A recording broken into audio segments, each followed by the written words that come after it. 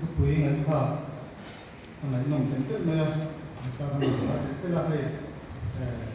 nói cái đó bằng cái bộ còn nói thật là không thế vậy với cả cái sang nó không cần này cho mình không nó mà ta nên chuẩn là dễ đi đó cái sự cái này của mình không phải cái này á việc cái nào cũng nên hiểu về chuẩn là thôi là tiền mua thiên phẩm là anh xã hội mà mình cho nên sẽ mua những cái sản phẩm này thật năng lâu chụp thèm kia mà thì các quốc gia anh sản xuất anh in công thế trong trai là mất sống trong trai những gì từ đến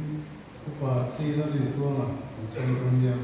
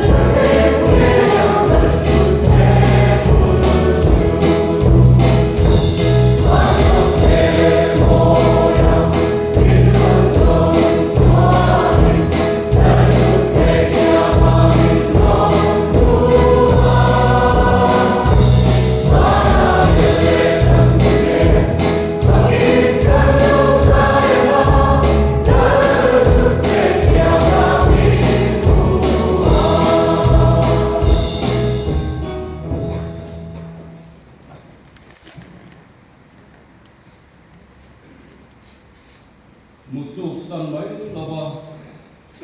hậu suộc ông ta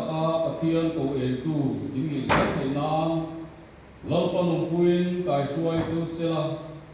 tu na hiện ta lâu pa Isu Christa không ai là lệ thật na pa thiên không ai na thao thiên linh ông quyên là lệ thì sáng na ông tập trung Daily Presbyterian Christian Life Poly mang tu te zong ne na lệ Rong tin le mun tin an sung te ne na tu na tana tuan thengin lo se lo se